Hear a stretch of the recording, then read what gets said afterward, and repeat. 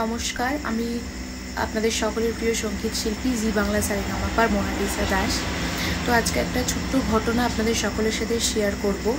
সেটা হচ্ছে গতকাল অর্থাৎ 1 জুন 2024 আমার শো ছিল। আমি শো থেকে এসেই ভিডিওটা বানাচ্ছি। তো আমার প্রোগ্রাম ছিল হচ্ছে ময়না, শ্যামগঞ্জ, নিউ বেলতলা, পূর্ব মেদিনীপুর। প্রোগ্রামটার বুকিং আসে আমার ঠিক 2 মাস আগে।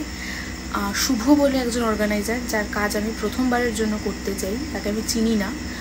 তো যথারীতি আমাকে অ্যাডভান্স করেন উনি। আমার যা পেমেন্ট সেখান থেকে 2000 টাকা অ্যাডভান্স করেন এবং আজকে সকালে অর্থাৎ 1 জুন সকালে উনি আমাকে টাইম বলে দেন যে আমাকে 10টায় ঢুকতে হবে। আমি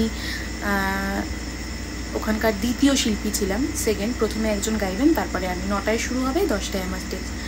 তো আমি একদম টাইমলি ওখানে পৌঁছে যাই। ওখানে গিয়ে দেখি সামান্য কিছু বৃষ্টি হয়েছে, তো প্রোগ্রাম শুরুও হয়েছিল এবং বৃষ্টি হওয়ার কারণে প্রোগ্রামটা কিছুক্ষণের জন্য বন্ধ হয়। এবং আমি পৌঁছে যাওয়ার পর কিন্তু বৃষ্টি থেমে যায় এবং কমিটির থেকে পুনরায় ওনারা অনুষ্ঠানটা শুরু করতে চায়। তো আমি যখন স্পট থেকে কিছুটা দূরে 10 মিনিটের দূরত্বে, তখন আমি কিন্তু ওই অর্গানাইজার যে নাম শুভ, আমি ওনাকে ফোন করে জানাই যে আমি 10 মিনিটের মধ্যে ঢুকছি। তখন উনি আমাকে বলেন যে একটু লেট হবে, আপনারা রাস্তায় দাঁড়িয়ে যান। তো আমরা বলি যে না, রাস্তায় আমরা দাঁড়াবো না, স্পটে ঢুকে যাব, কারণ আমরা স্পটের একদম কাছাকাছি আছি, আমরা স্পটে ঢুকে যাচ্ছি। তো আমরা স্পটে ঢুকে যাই 10টা বাজতে 10 মিনিট আগে। তো ওখানে গিয়ে দেখি উনি তো নেই এবং প্রোগ্রামটাও তখন বন্ধ বৃষ্টির কারণে। এবং আমরা ঢুকে যাওয়ার পর বৃষ্টি কমে যায় এবং কমিটি যাওয়ার পর থেকেই একটু একটু কিছু বুঝতে পারছিলাম যে ওখানে কিছু সমস্যা চলছে বা সমস্যা হতে পারে, বা ওখানের যে অর্গানাইজার শুভ, সে ওখানে উপস্থিত নেই, সেটা বুঝতে পেরেছিলাম। তো তারপর থেকেই আমরা ফোন করতে থাকি যে আপনি কোথায়, মানে আমি শুভর কথা বলছি, শুভ বলে যে অর্গানাইজার, তাকে আমরা ফোন করতে থাকি যে আপনি কোথায়। তো উনি ওখানে ছিলেন না, উনি সেই ব্যাপারে কোনো কথাই বলছিলেন না যে উনি আসবেন কি না আদৌ। উনি বলেন যে আমি আপনাকে পেমেন্ট করে দিচ্ছি।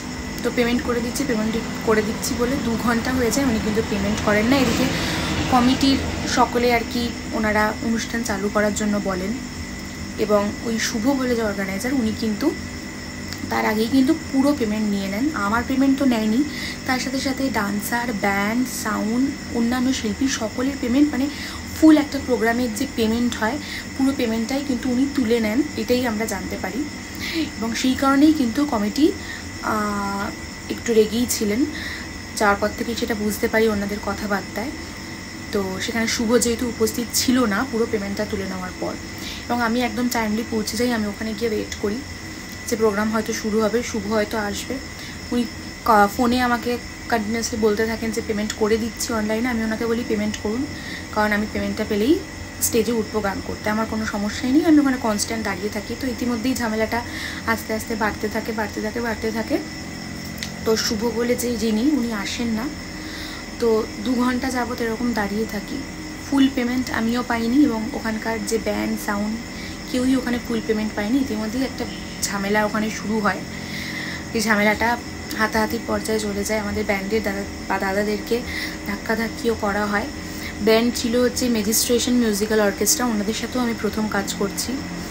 আরও অন্যান্য সঞ্চালক ভাই ছিলেন, আরও একজন শিল্পী ছিলেন। তো তারাও এই ঝামেলার শিকার হন এবং আমাদের কমিটিকে আমি কোনো দোষই দেবো না, কারণ কমিটির এখানে কোনো দোষ নেই। কমিটি পুরো পেমেন্ট করে দিয়েছিল, সেই কারণে ওনাদের রাগ করাটা খুব স্বাভাবিক। এবং ওখানে অর্গানাইজার উপস্থিত নেই এবং প্রোগ্রাম ওনারা শুরু করতে পারছেন না বলে ওনাদের রাগ করাটা খুবই স্বাভাবিক। এবং রাগের মাথায় ওনারা কিছু কথাও বলেন, কিছু অকথ্য কথাও বলেন এবং আমাদের গাড়ি ভাঙচুর করার হুমকি দেন।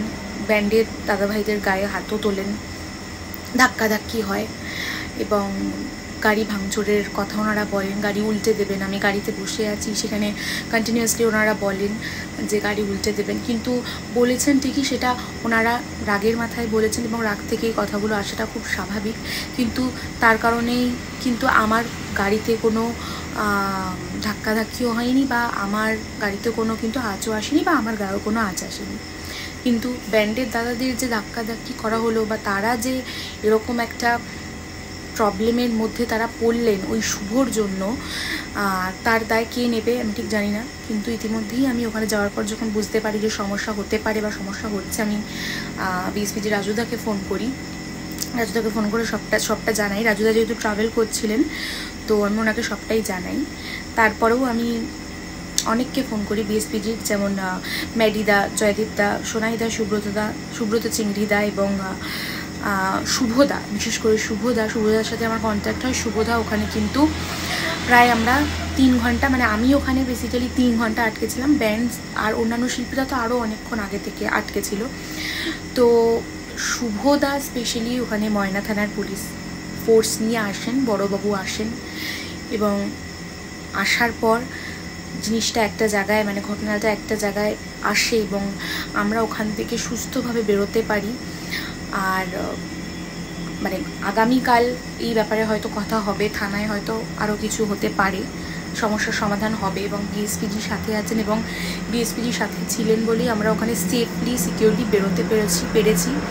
নয়তো আমরা প্রায়শই দেখি যে বিভিন্ন ঘটনাগুলোতে কীভাবে আমরা শিল্পীরা শিকার হই, মানে খুব বাজেভাবে আমাদের ওপর অত্যাচার হয়ে থাকে। কিন্তু যেহেতু বিএসপিজি আছে বলে এতটাও মানে অত্যাচার হয়তো আমরা অত্যাচারের শিকার হতে পারিনি আমরা আজকে দাঁড়িয়ে, কিন্তু ওখানে অনেক বড় ঘটনা হলেও হতে পারতো। তো সেখানে শুভদা পুলিশ ফোর্স নিয়ে আসে এবং বিএসপির সাথে কন্টিনিউয়াসলি আমার কন্ট্যাক্ট হতে থাকে। ওনারা সাপোর্ট করেন আমাদেরকে ভীষণভাবে। একটা মেন্টাল সাপোর্টেরও দরকার হয় যে আমরা আছি, কোনো চিন্তা নেই, আমরা আসছি, এই যে একটা সান্ত্বনা দেওয়া, এটা অনেক বড় ব্যাপার। এবং আমাদের শিল্পীদেরকে পাশে থেকে হাতে হাত ধরে ওনারা বার করে নিয়ে যান। বড়বাবু, ময়না থানার বড়বাবু ভীষণ ভালো, খুব ভালোভাবে সহযোগিতা করেন। ওখানে গিয়ে পুরো ব্যাপারটাকে উনি ঠান্ডা করেন। তো আমরা সেফলি সিকিউরলি ওখান থেকে বেরোতে পেরেছি। কিন্তু এই শুভ বলে যে অর্গানাইজার, এনার কাজ কেউ কোনো দিন করবেন না, কারণ আমি যতদূর শুনলাম, আমি ওনার প্রথম কাজ করতে গেছিলাম, ওনার ব্যাকগ্রাউন্ড খুব খারাপ। এরকম কিছু অর্গানাইজার আছে যারা মেদিনীপুরে স্পেশালি কিছু অর্গানাইজার আছে যাদের জন্য আমরা প্রায়শই কিছু না কিছু ঘটনার মানে সম্মুখীন হই। তো এটা একটা আমার খুব বড় এক্সাম্পল বলতে পারেন যে এই শুভ বলে যে ব্যক্তি, আমি ওনাকে চিনিও না, আজ পর্যন্ত দেখিও নি পর্যন্ত উনি কে।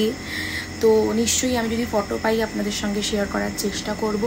তো সকলকে একটাই অনুরোধ করব যে একটু দেখে শুনে বুঝে শুনে কাজ করুন, বিশেষ করে মেদিনীপুরে একটু দেখে শুনে অর্গানাইজারদের কাজ করুন, এবং অবশ্যই থানার সহায়তা নিয়ে আপনারা অনুষ্ঠান করতে যান।